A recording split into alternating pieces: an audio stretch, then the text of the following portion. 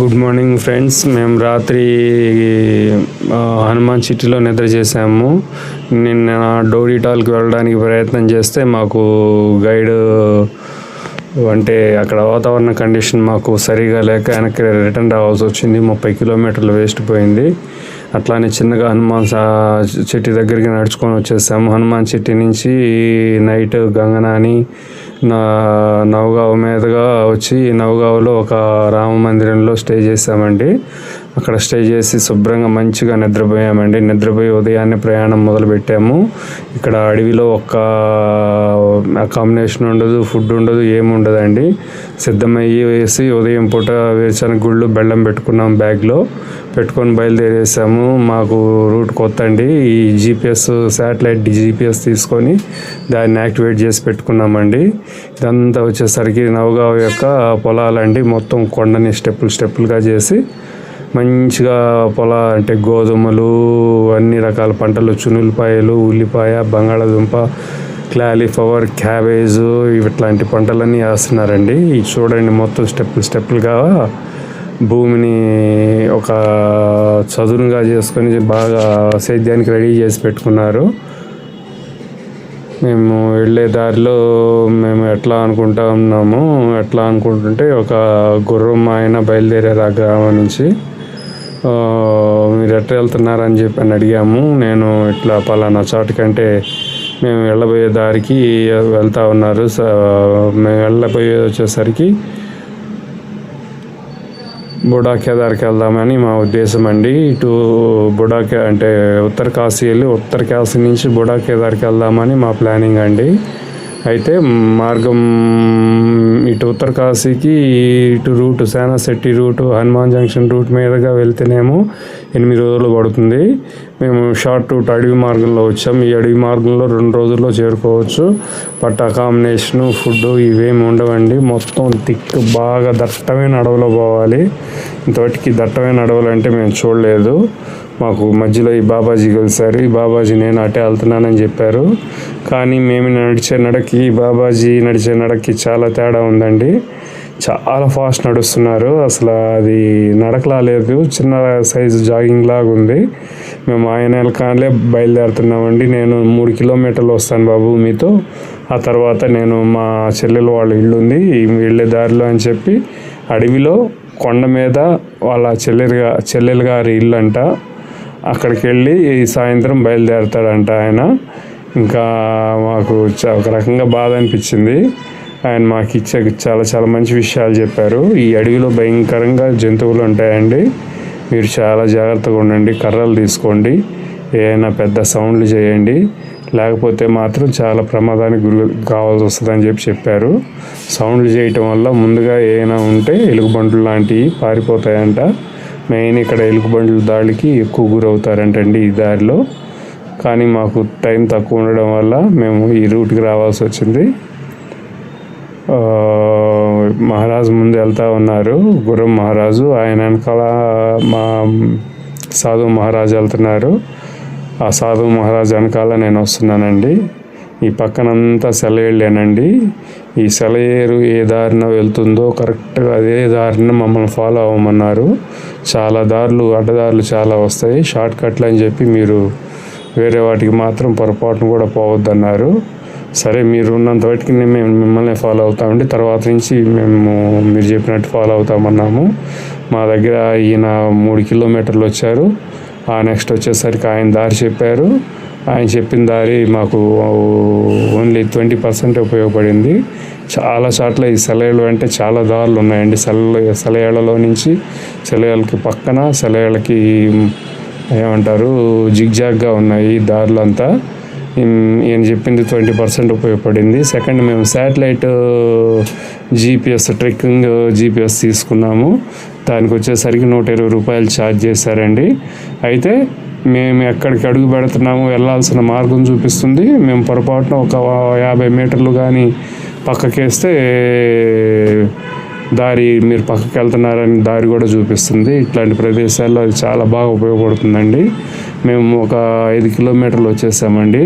ఈ 5 కిలోమీటర్లు వచ్చేసరికి దారి మధ్యలో మొత్తం ఎక్కడ పడితే అక్కడ చెట్లు పడిపోయి ఉన్నాయి, రాళ్ళు పడిపోయి ఉన్నాయండి. ఈ ఇదంతా రాజులు నిర్మించిన అప్పటి కాలంలో దగ్గర దగ్గర 700-800 సంవత్సరాల క్రితం రాజులు నిర్మించిన మార్గాలండి. ఒకప్పుడు ఈ ఉత్తరాఖండ్ మొత్తం ఈ మార్గాల ద్వారానే బద్రీనాథ్, కేదార్నాథ్, బుడా కేదార్ ప్రతి గుడికి ఇంటర్లింక్డ్ అండి ఇవి. మేము 5-6 కిలోమీటర్లు నడిచిన తర్వాత ఒక ఇద్దరు మాకు కలిసారండి. ఒక ఆయన వచ్చేసరికి సన్యాసం తీసుకొని సాధువు అయ్యారండి. ఇంకొక ఆయన వచ్చేసరికి శని మహాభగవానుడి యొక్క ఉపాసకుడు. ఆయన చాలా చిన్న వయసు. శని మహాదేవులు ఎట్లా అయితే జీవిస్తారో అతని జీవన విధానం కూడా అట్లానే ఉంటుందండి. బట్ ఇద్దరు చాలా మంచి వాళ్ళండి. మాకు దారిలో ఎదురయ్యి 2 సార్లు దారి తప్పబోయారు. మా దగ్గర ఈ శాటిలైట్ GPS ఉండడం వల్ల మేము దాన్ని ఫాలో అవటం వల్ల వీళ్ళు విడవకుండా మాతోనే వచ్చారండి. బాబాజీ గారు, ఇదిగోండి సన్యాసం తీసుకున్న బాబాజీ గారు చాలా మంచి వ్యక్తి అండి. వెనకాల ఉన్నారు చూడండి, శని భగవానుడి దీక్ష తీసుకున్న అతని ప్రవర్తన అంతా డిఫరెంట్గా ఉందండి. నార్మల్ మనుషులకి అతీతంగా ఉంది. అందరూ ఒకలాగా ప్రవర్తన ఉంటే ఆ మహారాజు ప్రవర్తన ఒకలాగా ఉంది. ఆయన చెప్పేది చేసేది ఏమీ అర్థం కాదండి. ఆయన ప్రపంచంలో ఆయన ఉంటారు. అట్ ఎ టైం మంచివాళ్ళండి. చూడండి, కొండ మీద నుంచి దట్టమైన అడవి, పలికే ఒక్క మనిషి లేడండి. మనిషి తాలూకా ఆనవాలు అనేది లేదు. మొత్తం చెట్ల మధ్యలో పచ్చటి ఒక గొడుగు అటు ఇటు చెట్లతో కప్పేసి ఉంటుంది చూడండి, ఆ మాదిరి ఉంది. ఈ దారికి రైట్ సైడ్లో వచ్చేసరికి ఒక రాయిని కానీ వేస్తే అది చక్కగా 1.5 కిలోమీటర్ 1 కిలోమీటర్ కిందకి దొర్లుకుంటే వెళ్ళి పడిపోతుందండి. దాన్ని బట్టి అర్థం చేసుకోండి, మనం జారి అట్లా పడినా కానీ మన పరిస్థితి కూడా అంతే. ఇక్కడ చెట్లు చాలా విచిత్రమైన ఆకారాలు ఉన్నాయండి. ఒక్కోసాట 2-3 మనుషులు నించున్నట్లు, ఒక్కోసాట పలకరిస్తున్నట్టు, ఒక్కోసాట వంగి నమస్కారం పెడుతున్నట్లు, ఒక్కోసాట కాలు మీద కాలు వేసుకొని కూర్చున్నట్టు చెట్లు వివిధ రకాలైన రూపాల్లో ఉన్నాయి. నిర్మానుష్యమైన ప్రాంతం అయ్యేలేకి ఇక్కడ జనసంచారం లేకపోవడం వల్ల ఇక్కడ ప్రకృతి పరిపూర్ణమైన విరుద్ధంగా ఉంది. ఇక్కడ ప్రకృతి ప్యూర్ ఆక్సిజను. ఈ శని మహాదేవుడు అనే అతను ఇక్కడ మూలికల్ని సేకరిస్తున్నాడు. ఆ మూలికలు వచ్చేసరికి ఇవి వశీకరణకు వాడతారంట. ఇంకో రకం మూలికలు వచ్చేసరికి వాళ్ళు అనుకునే జరగడానికి ప్రత్యేకమైన తిథుల్లో, అమావాస్య అప్పుడు, తర్వాత పౌర్ణమి అప్పుడు, పుష్యమి సంథింగ్ ఏదో చెప్పారండి. అట్లాంటి మాసాలు వచ్చినప్పుడు చెట్ల యొక్క బదనికలు వాటితో వశీకరణలు సంథింగ్ చేస్తారంటండి.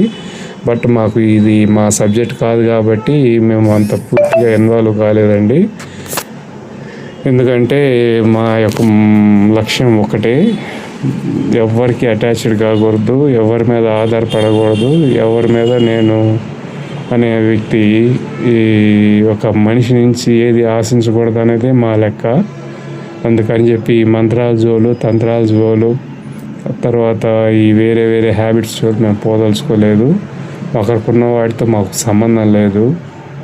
బట్ మా ప్రయాణం వీళ్ళతో కొంత దూరం వాటికి ఒకరు అని చెప్పి ఆశ్రయించారు కాబట్టి మమ్మల్ని మాతో పాటు తీసుకెళ్ళండి అని చెప్పారు కాబట్టి ఒక 25 కిలోమీటర్స్ వాటికి మాతో పాటు వచ్చారండి. అక్కడి నుంచి దారి క్లియర్గా ఉంది. ఆ మహాత్ములు ఇద్దరు ఇంకా వాళ్ళ దారి వాళ్ళు చూసుకున్నారండి. అయితే చాలా మంచి వ్యక్తులండి. ఆ సంచుల్లో టీ తయారు చేసుకునే పదార్థాలు, ఆట తయారు చేసుకునే పదార్థాలు అన్నీ ఏర్పాటు చేసుకున్నారండి. ఇక్కడ మాత్రం మనసు పారేసుకుంటాడండి మనిషి. ఎంత డబ్బు పెట్టి కొన్నా ఇట్లాంటి అందాలను చూడాలంటే ఓన్లీ పాదయాత్ర ద్వారా మాత్రమే రావాలి. ఇక్కడ మంచి నేరేడు పళ్ళు చిక్కుతున్నాయి, చాలా రకాల ఫ్రూట్స్ చిక్కుతున్నాయండి. ఇక్కడ సహజసిద్ధంగా ఏమి పెంచుకోవాల్సిన అవసరం లేకుండా హాయిగా బతికేయచ్చండి ఒక మనిషి. ఈ ప్రకృతికి అలవాటు పడితే చాలు. ఒక పచ్చని గొడుగు కింద వెళ్తున్నామండి. చల్లగా నేల మీద పొరపాటున చెప్పులు తీసి నేల మీద కాలు పెడితే చల్లగా ఉందండి, చాలా చల్లగా ఉంది. ఆ చల్లదనాన్ని నేను వివరించలేను, చాలా చల్లగా ఉంది. మేము మొత్తం ఇక్కడ వచ్చేసరికి 42 కిలోమీటర్లు ఈరోజు నడకండి. 42 కిలోమీటర్లు 25 కిలోమీటర్స్ కొండకి పైకి చేరుకున్నామండి. ఆ పైకి చేరుకున్న తర్వాత మళ్ళీ ఇంకొక 3 సాధువులు అక్కడ ఆల్రెడీ కూర్చొని ఉన్నారండి. వాళ్ళు నాథ సాంప్రదాయానికి సంబంధించిన వాళ్ళు. కాళ్ళకి కడియం, చేతులకి కడియాలు, తర్వాత పొట్ట భాగం దగ్గర ఒక రకమైన తాళ్ళు కట్టుకొని ఉన్నారండి.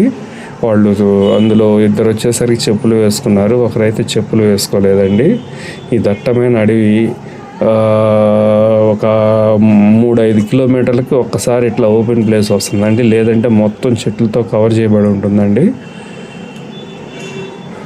ఈ దారిలో పొరపాటున కాలు జారి పడ్డామంటే మాత్రం ఏమీ చిక్కదండి. ఒక గుర్రం వెళ్ళడానికి, లేదంటే చిన్న గుర్ర బండి వెళ్ళడానికి మాత్రమే దారి.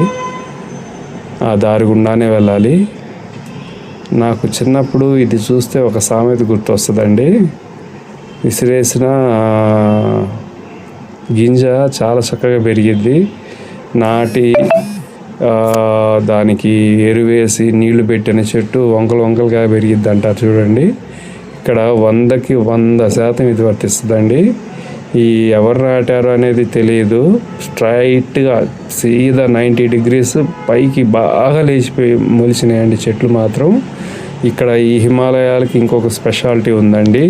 ఇక్కడ వచ్చేసరికి బొరాన్స్ అంటే ఒక మన అగ్ని పూలు మాదిరిగా అనమాట, ఎర్రగా ఉంటాయి. వాటితో హెల్త్ డ్రింక్ తయారు చేస్తారండి.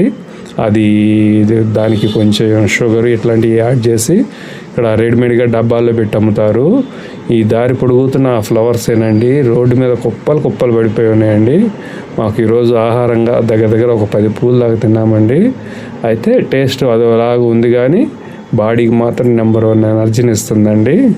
బాబాజీ వాళ్ళు మాత్రం గంటకు ఒకసారి ఎక్కడ అంటే ఒక 5 కిలోమీటర్లు 3 కిలోమీటర్లు అట్లా నడిచి కంపల్సరీ టీ చేసుకొని మాత్రం తాగుతున్నారండి. మేము ఏంటంటే ఇది మధ్యలో చాలా జలపాతాలు వచ్చినాయి మాకు. ఆ జలపాతాల దగ్గర వాటర్తో తృప్తి పడిపోయాము. ఎటు చూసిన బొరాన్స్ పూలండి, బొరాన్స్ ఫ్లవర్స్ ఎంత ఎర్రగా ఎంత బాగున్నాయంటే అంత బాగున్నాయండి. అవన్నీ బొరాన్స్ ఫ్లవర్స్ ఇక్కడ సహజసిద్ధంగా వచ్చేస్తాయండి. ఇక్కడ ఇవే కాకుండా ఈ వచ్చిన మొత్తం 5 స్వాముల్లో ఒక స్వామికి వైద్యం వచ్చండి. కొన్ని మొక్కల్ని అంటే 2 చెట్ల మధ్యలోకి వెళ్తాడు, వెళ్ళి చప్పట్లు కొడతాడండి. ఒక మొక్క కింద నుంచి పైకి వస్తుందండి. అది అక్కడ మొక్క ఎట్లా ఉంటుందో ఆ మనిషికి మాకైతే తెలియట్లేదండి. కరెక్ట్గా పైకి వచ్చినప్పుడు అతనికి ఏ పార్ట్ అయితే కావాలో ఆ పార్ట్ తీసుకుని మళ్ళీ చప్పట్లు కొడతాడండి. అది భూమిలోకి వెళ్ళిపోతుందండి ఆ చెట్టు. ఇంకో రకం చెట్టు చూసామండి, ఆ చెట్టు చూసి భలే ఆశ్చర్యపోయాము. ఆ చెట్టు స్పెషాలిటీ అది నేల మీద నుంచి ఒక ప్లేస్ నుంచి ఇంకో ప్లేస్కి వెళ్తుంది, పక్కన భూమిలోకి దిగిపోతుంది. దాని వేరు రౌండ్గా తిరుగుతుందండి. ఈ అడవిలో విచిత్రాలు మాత్రం భయంకరమైన విచిత్రాలుగా ఉన్నాయండి. ఇక్కడ కూడా ఒక చాట మా నుంచి దారి తప్పబోయారు ఈ మహారాజులు. దారి తప్పపోతే దారి తప్పబోయారు, వాళ్ళు తప్పిపోయేది కాకుండా మేము తప్పిపోవడానికి కూడా ఆస్కారం వచ్చింది. మా చేతిలో ఈ జీపీఎస్ ఇది ఉంది కాబట్టి సరిపోయింది. అటువైపు కానీ వెళ్ళుంటే చాలా ఇబ్బంది పడాలండి. ఈ అడవిలో 2-3 రోజులు తిరిగి దారి తప్పి ఈ పోలీసులకు ఫోన్ చేసి 3-4 రోజులు కానీ పట్టుకున్న కేసులు చాలా ఉన్నాయంటండి ఈ అడవిలో. మాకు వెళ్ళేటప్పుడు చెప్పారు, మహారాజ్ మీరు చాలా జాగ్రత్తగా ఉండాలి, అడవిలో మీరు తప్పిపోవడానికి చాలా ఆస్కారం ఉంది. వెళ్ళే దారిలో ఏ టైం ఎట్లా ఉంటుందో తెలియదు, మీరిద్దరు వెళ్ళడం అంత మంచిది కాదు అన్నారు. కానీ అంత భారం అంతా బద్రీనారాయణ మీద, ఆ శివయ్య మీద పెట్టేశామండి. పూర్తి బాధ్యత పెట్టేసి అడుగులు వేసుకుంటూ మా మానవ ప్రయత్నంగా జీపీఎస్ చూసుకుంటూ ఇదివరకు జనాలు వెళ్ళిన దారులను చూసుకుంటూ చాలా జాగ్రత్తగా వెళ్ళామండి. మీరు ఈసారి ఎప్పుడైనా ఇట్లా వచ్చినప్పుడు ఇక్కడ మేము చూసాము కొంతమంది తినేసిన ఆహార పదార్థాలు, తినేసిన ప్లాస్టిక్ వస్తువులు ఇక్కడ పడేశారు, వాటర్ బాటిల్స్ పడేశారు. మీరు ఎప్పుడు ఆ పని చేయకండి. మేము ఒక కవర్లో మొత్తం కలెక్ట్ చేసుకొని తీసుకెళ్ళి డస్ట్బిన్లో పడేసామండి. 20 కిలోమీటర్లు నడుచుకుంటూ డస్ట్బిన్లో తీసుకెళ్ళి పడేసామండి. ఎందుకంటే సహసిద్ధమైన అందాలని సహసిద్ధంగా ఉంచండి.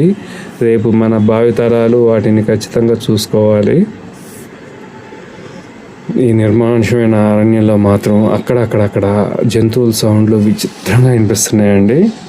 తర్వాత ఈ మనం డబ్బాలో ఈ సౌండ్ అంటే రాళ్ళు వేసి సౌండ్ చేస్తే వస్తుంది చూడండి అని చెప్పి పాము సౌండ్లు, అట్లాంటివి మాత్రం భయంకరంగా అనిపిస్తున్నాయండి. మేము అందుకే సౌండ్ చేసుకుంటూ కర్రలతో కొట్టుకుంటూ వెళ్తున్నాం ముందుకి. ఒక కొండలో ఒక టాప్కి వచ్చేలాకి చూడండి, అందాలు చూడండి. మొత్తం మంచు గ్లేషియర్స్ అండి. మొత్తం మేము జస్ట్ ఒక కొండ మీద నుంచి ఈ వీడియో షూట్ చేసాము. ఆ పైన వైట్గా కనిపిస్తుంది మొత్తం మంచు గ్లేషియరేనండి. అందరికీ జనరల్గా పంచబద్రీలు, పంచకేదారాలు ఉన్నాయని తెలుసు.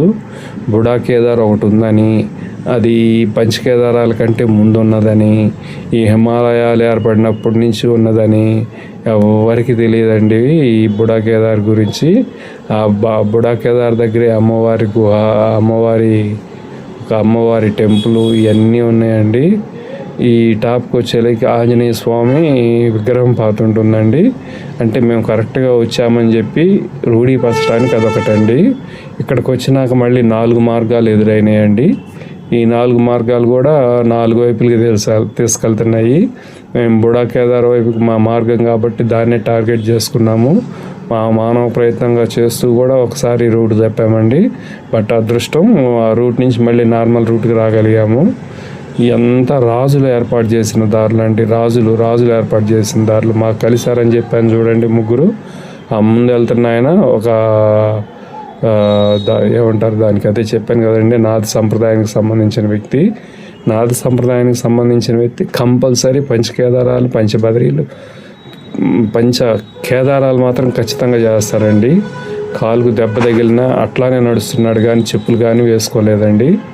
నేను నా దగ్గర యాంటీబయాటిక్ ట్యాబ్లెట్స్ ఉన్నాయి ఇస్తానంటే లేదు మా నాథ సంప్రదాయంలో మాకు నాటు వైద్యం తెలుసు, దాని ద్వారానే నాకు తగ్గుతుంది, వద్దంటే వద్దన్నారండి.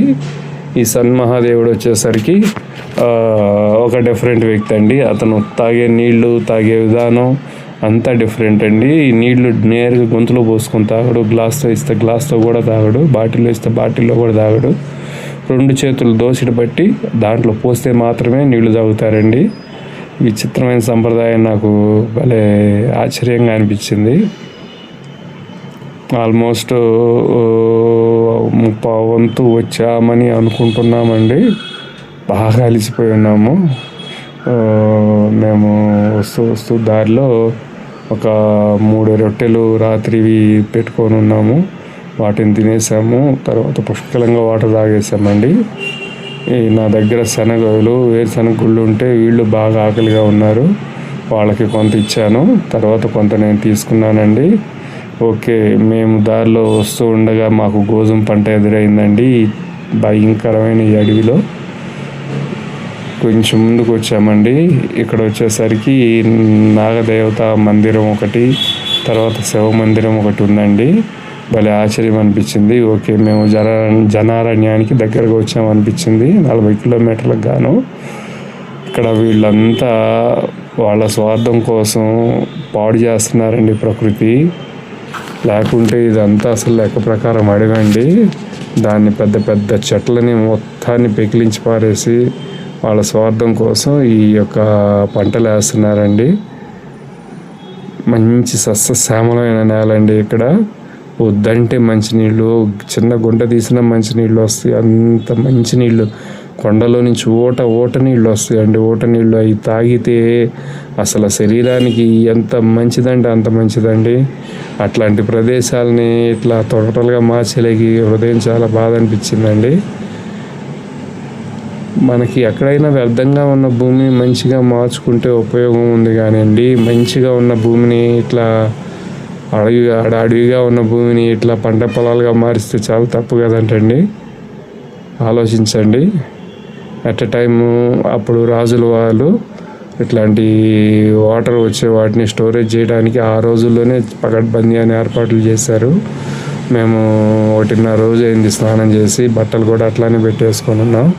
ఈ సెలయేరు వచ్చింది. ఈ సెలయేరులో శుభ్రంగా బట్టలు ఉతుక్కున్నామండి. 1 గంటన్నర పాటు బట్టలు ఉతుక్కొని, ఒక అర్ధగంట స్నానం చేసి, ఒక పావు గంట అట్లా మెడిటేషన్ చేసుకొని, బట్టలు ఆరేసేలోకి మొత్తం తీసుకొని మళ్ళీ వెంటనే బయలుదేరేసామండి. 1 గంటన్నర పట్టింది పూర్తిగా. ఇక్కడ జనారణ్యానికి దగ్గరికి వచ్చాం. సిమెంట్ రోడ్డు వచ్చింది.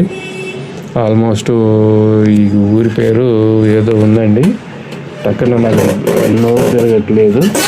ఇక్కడి నుంచి ఈ ఊరికి ఈరోజు రాత్రికి వచ్చేలోకి ఇక్కడ ఆగుతాం, ఖచ్చితంగా ఆగుతాము. ఎందుకంటే బాగా అలసిపోయి ఉన్నాము. శివ మందిరం వచ్చిందండి ఇక్కడ. ఈరోజు మా ప్రయాణం పూర్తిగా వచ్చేసరికి నాకర్ అనే గ్రామం, నందగావు, తర్వాత